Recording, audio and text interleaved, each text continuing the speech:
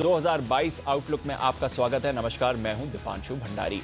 आज के खास शो में हम आपको बताएंगे कि आने वाला साल कैसा रहेगा बाजार के लिए, क्या होंगे लेवल्स जहां पर आपको रखनी है नजर, और साथ ही किन सेक्टर्स, किन थीम्स, किस तरह के मूवमेंट पर आपको फोकस करना चाहिए।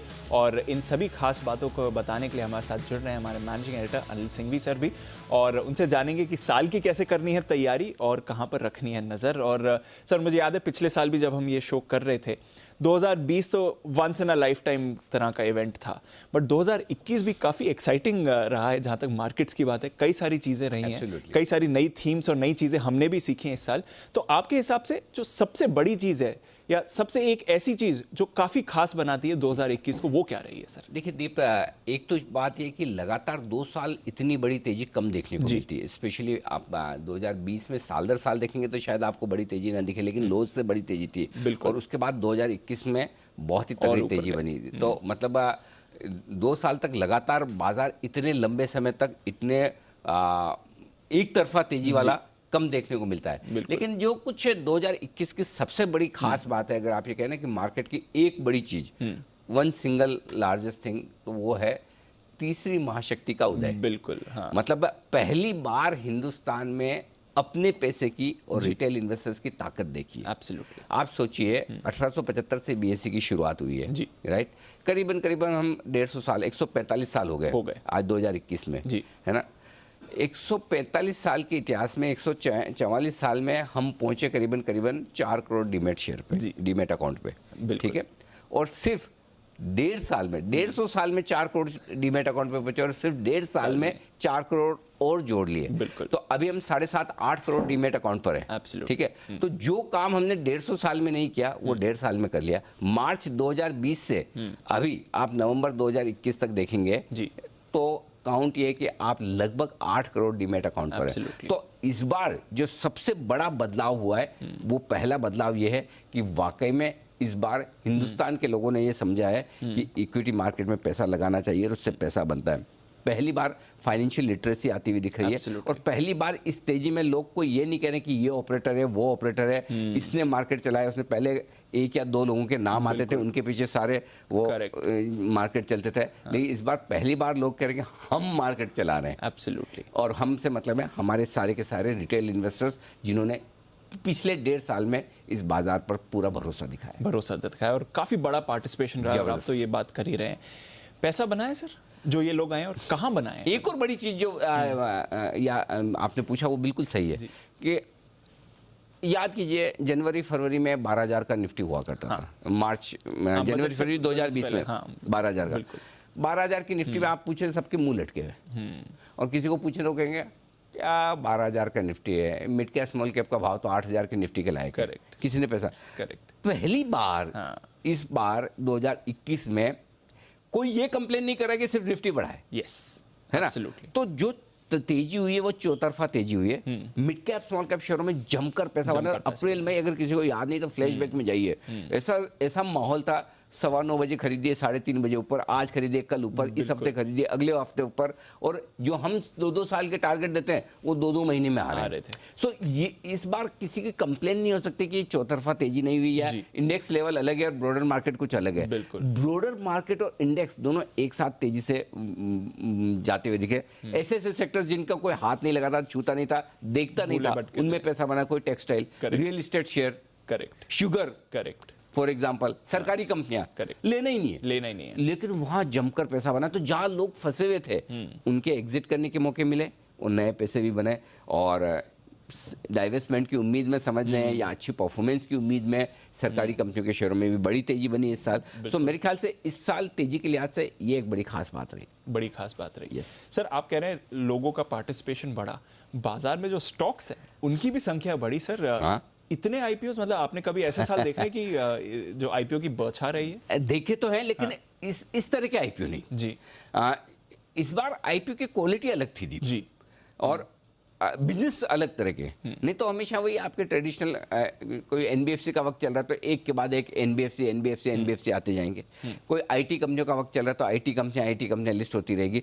लेकिन इस बार जो आईपीओ आए, नए जमाने के आईपीओ, और बाजार ने हाथों हाथ लिया। कंपनियों की टॉप लाइन कितनी है, सेल्स कितनी कर रही है, प्रॉफिट कितना कर रहे हैं, वो नहीं, आइडिया क्या है, आइडिया क्या है, करेक्ट, प्रोमोटर कौन है, यंग लोगों पर, यंग एंटरप्रेन्योर्स पर जो भरोसा बताया है वो कमाल होता है। 11 नए आईपीओ आए, 11 ऐसी कंपनियां लिस्ट हुई है जो नए जमाने की, नजारा से शुरू होकर नायका, पेटीएम, पॉलिसी बाजार, मैप माई इंडिया, क्या क्या नहीं आए। बिल्कुल। सो ये सारी कंपनियां वो थी जो पहली बार इस तरह के बिजनेसेस लिस्ट हो रहे हैं। कुछ प्रॉफिट में थे, कुछ प्रॉफिट में नहीं थे, लेकिन उसके बावजूद, अच्छा दूसरी बात है कि साइज के लिहाज से भी अगर आप देखें तो कुल मिलाकर 63 आईपीओ बाजार में आए, उनमें 1,20,000 सवा लाख करोड़ रुपए निकले मार्केट से। तो अब अगर दिसंबर के अंत में थोड़ा आप प्रेशर देख रहे हैं बाजार पे, तो सवा लाख करोड़ वहां भी जाएं। और सबसे बड़ी बात, सवा लाख करोड़ को अलग कर दीजिए, जो 11 नए जमाने के आईपीओ आए हैं ये ही 47,000 करोड़ ले गए मार्केट से। नहीं तो पहले तो कोई ऐसे कंपनियों को पैसा ही नहीं देता था। पहले बिजनेस बनाओ, 5-7 साल 10 साल देखेंगे फिर पैसा देंगे, लेकिन बाजार का बिल्कुल आउटलुक चेंज हो गया इस बार। इनफैक्ट अब तक की सबसे बड़ी आईपीओ एक न्यू एज कंपनी ही रही है। एब्सोल्युटली। तो वो भी एक सेकंड है। तो चलिए, ये तो रही कुछ ऐसी बातें जिसकी वजह से 2021 काफी खास था। पर अब नए साल की बात करें सर, तो मैं एक एक करके मैंने कुछ सवाल बनाए आपके लिए और उस पर मैं आपकी राय जानना चाहूंगा। सबसे बड़ा तो अब ये कोविड का तीसरा साल हो जाएगा जब हम कोविड के साथ रह रहे होंगे। क्या स्थिति रहेगी कोविड की और उसका बाजार पर क्या नजरिया है? पार्ट ऑफ लाइफ है, पार्ट ऑफ लाइफ। हाँ, आते जाते रहेंगे नए नए वेरिएंट, जैसे जो सॉफ्टवेयर के वर्जन आते हैं वैसे ये भी आएंगे। अपग्रेडेड। हाँ, अपग्रेडेड तो हर वर्जन के बाद आप थोड़ा बेहतर फील करते हैं, वैसे हर वर्जन के बाद आप थोड़े बेहतर तैयार होंगे जी। ये पार्ट ऑफ लाइफ हो जाएगा। तो मुझे नहीं लगता कि, मैं एक्सपर्ट नहीं हूँ ना कोविड का ना ओमिक्रॉन का, तो लेकिन मुझे लगता है कि बाजार के लिहाज से देखें तो कोविड का डर धीमे धीमे बाजार में खत्म हो रहा है। बाजार को डर उस चीज से लगता है जो पता नहीं, कोई ऐसा वेरिएंट आ जाए जो डेल्टा वेरिएंट से या पहले वाले माहौल से भी ज्यादा खराब हो, तब तो अलग बात है, अदरवाइज नहीं। लेकिन जब तक कोविड का छोटा मोटा डर है तब तक बाजार की तेजी भी बरकरार है। ये बात हम लगातार कह रहे हैं कि जब तक कोविड का डर है बाजार खराब नहीं होगा। आप अभी देखिए, ओमिक्रॉन फिर से डर आ रहा है और S&P लाइफ हाई पर है। बिल्कुल, आप देख लीजिए। और ये चीज मैं पिछले 6 महीने 8 महीने से लगातार कह रहा हूँ कि बाजार तब तक टॉप नहीं बनाएंगे जब तक कोविड पूरा खत्म नहीं हो जाएगा जी। तो इसलिए कोविड का थोड़ा बहुत डर ठीक है, क्योंकि कोविड का डर है तो फेड भी है ना, टैपरिंग हुआ, ब्याज दरें बढ़ाना बहुत तेजी से नहीं करेगा। लेकिन मुझे नहीं लगता कि बाजार में कोई बहुत झटके लगेंगे। कभी कभार कोई खबर आ गई, उससे जो झटका लगा उसमें फिर से खरीदारी हो जाएगी। तो कोविड से डरना नहीं, सावधान रहना, डरना नहीं है, ठीक है। पर ये बना रहेगा, पार्ट ऑफ लाइफ है। आपने फेड की बात करी सर, वैसे तो उन्होंने कह दिया कि अगले साल से एक तो टेपरिंग खत्म हो जाएगी और शायद रेट्स भी बढ़ा सकें। और दूसरी बात सर, जब भी फेड ये एक्शन लेता है तो इमर्जिंग मार्केट्स पे इंपैक्ट आता है। हमने भी देखा पिछले 2 महीने से थोड़ी, और ये आमतौर पर धारणा सही भी है कि तब इमर्जिंग मार्केट हमारे जैसे बाजार अच्छा नहीं करते जो नहीं भी कर रहे हैं। लेकिन क्या फेड अपनी टेपरिंग की स्पीड और बढ़ाएगा? इसका जवाब शायद ना है। क्या 3 बार 2022 में वो कह चुका है, उससे ज्यादा 5 बार कर देंगे, 4 बार कर देंगे? उसका जवाब ना है। तो फेड जो खराब कर सकता है वो हम सबको पता है नेचुरली। अब वो इससे ज्यादा खराब नहीं करेगा कि हम 3 बार नहीं, ब्याज दरें 5 बार बढ़ा देंगे और टेपरिंग 3 महीने में नहीं, 1 महीने में खत्म कर देंगे, ऐसा तो कहेगा नहीं। तो फिर ये सब पता है। अब की क्या है हमारे बाजार के लिए? एफआईज के फ्लो जी अभी तक बिकवाली हुई है 2 वजह से। कुछ पैसा आईपीओज में गया, करेक्ट, कुछ पैसा इस डर में कि ब्याज दरें बढ़ेंगी, टेपरिंग बढ़ेगी तो इमर्जिंग मार्केट्स के लिए ठीक नहीं, तो वो सीजनल एफआईज जो हैं जी, हॉट मनी वाले, वो निकल गए।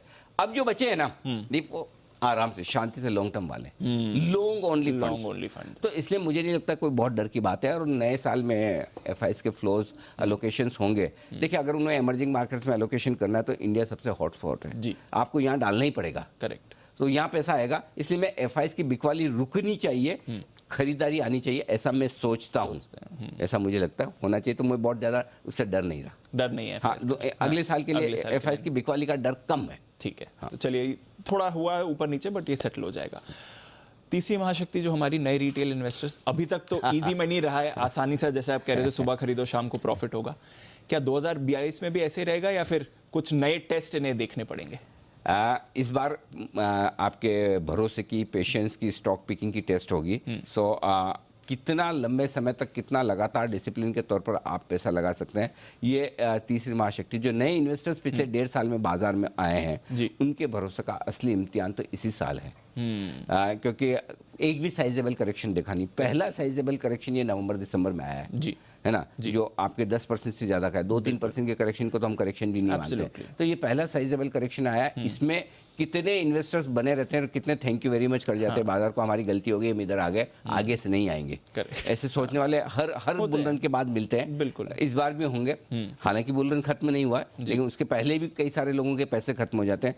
ये टेस्ट तो इस बार सबसे बड़ा है। लेकिन मुझे ऐसा लगता है कि समझेंगे लोग, सुधरेंगे लोग, और ये मानकर चलेंगे कि गिरा है 10%, 15%, 20%, हम वापस से मार्च 2020 जैसी हालत दुनिया में नहीं देख रहे हैं। Once in a lifetime होती है, और ऐसे में 15-20% का करेक्शन, 10% से ज़्यादा का करेक्शन पैसा लगाने का मौका है। अगर ये चीज़ तीसरी महाशक्ति को समझ में आ गई, रिटेल इन्वेस्टर्स को समझ में आ गई, तो आप एफआईज का भी मुकाबला कर जाएंगे, बाजार की मंदी का भी मुकाबला कर जाएंगे। तो मेक और ब्रेक इस साल के लिए लोकल मनी है, रिटेल इन्वेस्टर्स का पैसा है, जो चाहे डायरेक्टली आए चाहे म्यूचुअल फंड के थ्रू। तो ये ठीक रहेगा, थोड़े पेशेंस बस आपको रखनी पड़ेगी बाजार में। अच्छा सर, आई थिंक 4 या 5 क्वार्टर्स ऐसे हो गए जहां कंपनीज की तरफ से हम दमदार अर्निंग्स देख रहे हैं। ये पिछली तिमाही भी ज्यादातर अच्छी रही। ये ट्रेंड क्या बरकरार रहेगा? ये 4-5 तिमाहियों का मामला है ही नहीं, कम से कम 3 से 5 साल का मामला है। अगर हम ढंग ढंग से काम करें, थोड़ा सा भी पॉलिसीज के लेवल पर थोड़ा और सुधार कर ले, तो मुझे लगता है कि अर्निंग सीजन जो पिछली बार जो बनकर आया था 3 से 5 साल का तगड़ा मूव आया था, जो आपने देखा 2003 से 2008 में, उस तरह का बड़ा अर्निंग मूव आ सकता है कंपनियों का। तो मुझे लगता है कि कंपनियों की कमाई को लेकर तो फिलहाल कोई दिक्कत नहीं। हाँ, थोड़ी सी एक रिस्क हो सकती है कंपनियों की कमाई को लेकर, और वही पॉइंट मैं आपको साथ में बता भी दूं।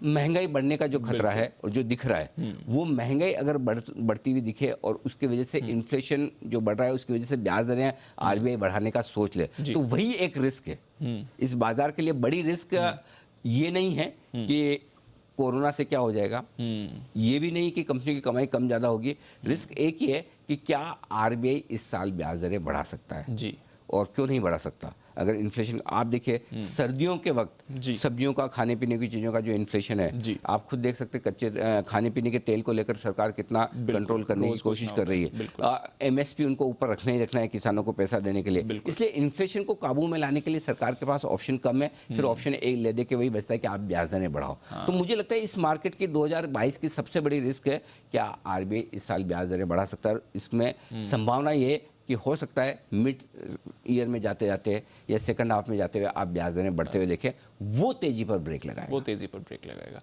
सर, बात अगर इन्फ्लेशन की निकली तो इन्फ्लेशन में एक योगदान सारी कमोडिटीज का ही रहा है। खाने के तेल की बात करें, कच्चे तेल को देखें, मेटल्स को देखें, बाकी जो है, क्या ये भी एक चिंता है, या फिर ये जो एक कमोडिटी सुपर साइकिल की बात चल रही है, क्या ये ट्रेंड भी बरकरार है? सुपर साइकिल 2 तरीके का है, एक तो प्राइस वाइज एक्शन और एक टाइम वाइज एक्शन।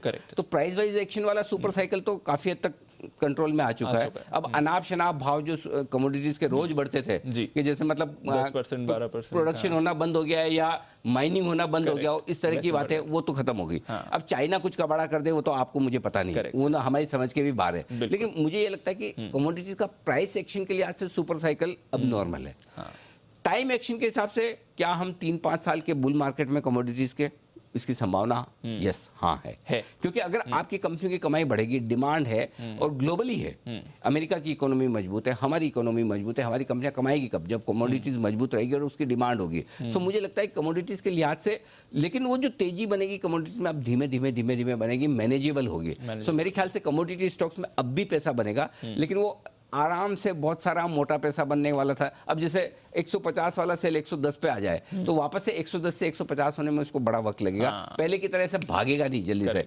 1100 से 1500 रुपए टाटा स्टील को पहुंचने में वक्त लगेगा। सो अब थोड़ा वक्त लगेगा, लेकिन कमोडिटी स्टॉक्स में और कमोडिटीज में अब भी तेजी का टाइम है, चिंता की बात। ट्रेंड बरकरार है, बट वैसी अनाप शनाप तेजी नहीं रहेगी। अच्छा, आईपीओ रिकॉर्ड साल था पिछला ये आने वाला साल कैसा रहेगा आईपीओ के लिए? अच्छा रहेगा।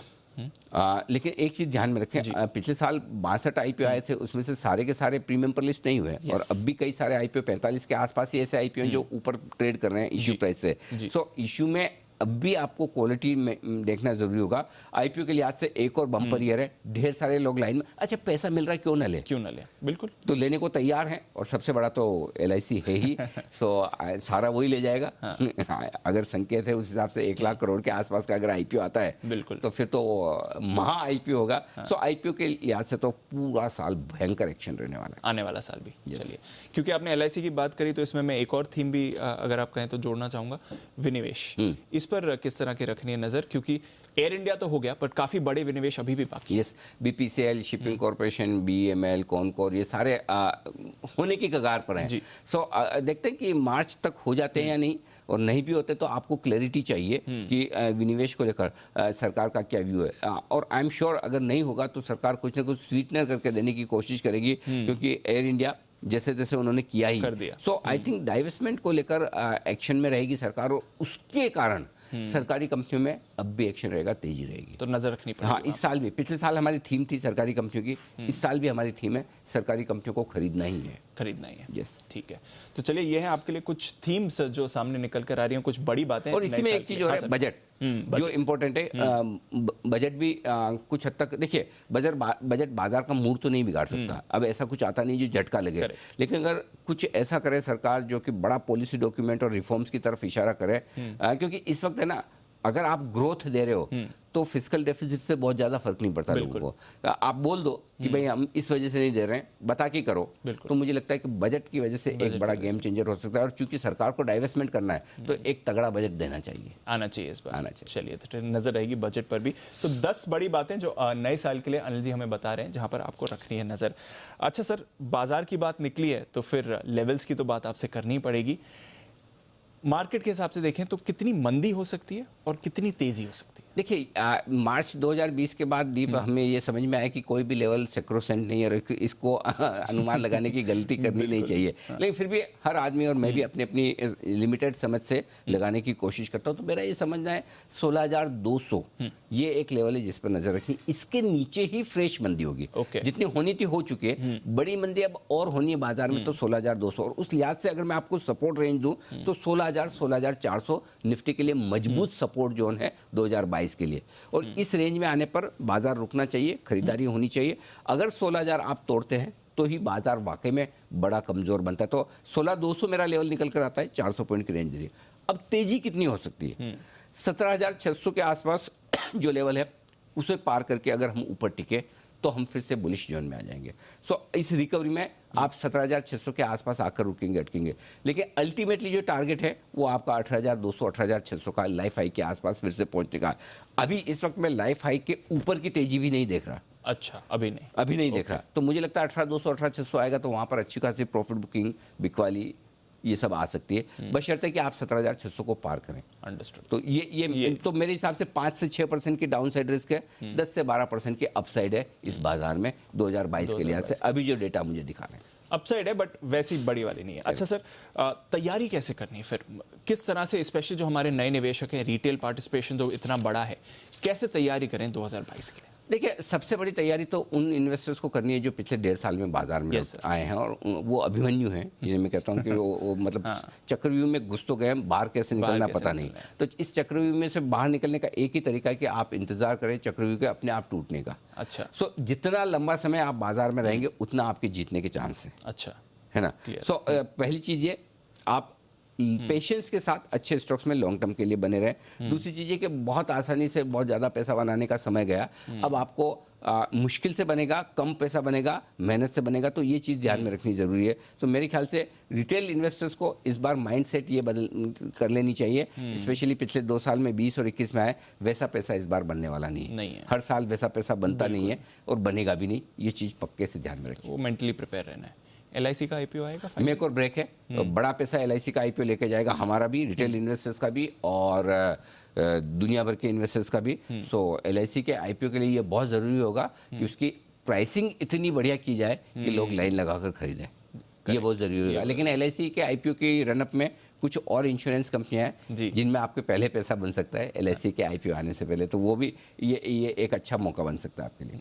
ठीक है, सर आसानी से पैसा नहीं बनेगा, बट फिर भी पैसा तो कहीं ना कहीं बनेगा। 100%। आपकी कहाँ पर नजर रहेगी, कहाँ पर मिड कैप स्मॉल कैप शेयरों में बनेगा। अच्छा। और अच्छी थीम्स में बनेगा।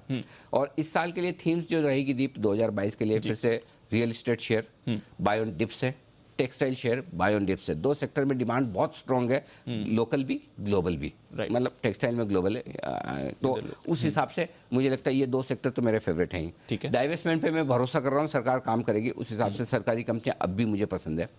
कैपिटल गुड्स ये इकोनॉमिक रिकवरी के साथ एक मौका दे सकता है, और मिड कैप आईटी शेयरों में और मौके बन सकते हैं। जिस तरह की हायरिंग हो रही है, जिस तरह की ग्लोबल डिमांड है, मिड कैप आईटी शेयर अब वैल्यूएशंस थोड़े से महंगे हो चुके हैं। Real estate, mid cap IT, textile काफ़ी बढ़ चुके हैं। तो ये जो बाजार में करेक्शन आते हैं 10-15% के, ये आपको बार बार मौके देंगे। तो ये सेक्टर्स इस साल के लिए आपको नज़र में रखनी चाहिए। टेक्सटाइल, रियल एस्टेट, सरकारी कंपनियाँ, capital goods, mid cap IT, 5 जो बड़ी थीम आप दिखा रहे हैं। और अगर हाँ महंगाई कम हो गई, इन्फ्लेशन काबू में आ गया और आरबीआई ने ब्याज दर नहीं बढ़ाई, तो बैंक्स भागेंगे जोर से, बहुत जोर से। अदरवाइज बैंक्स फिर ठंडे हैं। एक ड्यू है, अभी तक हुआ नहीं वैसे बैंक से। ब्याज देने का डर जो है वही एक सबसे बड़ी समस्या है। चलिए, तो डार्क हॉर्स रह सकते हैं बैंक्स, बट 5 बड़ी थीम जो आइडेंटिफाई करी गई हैं आपके लिए।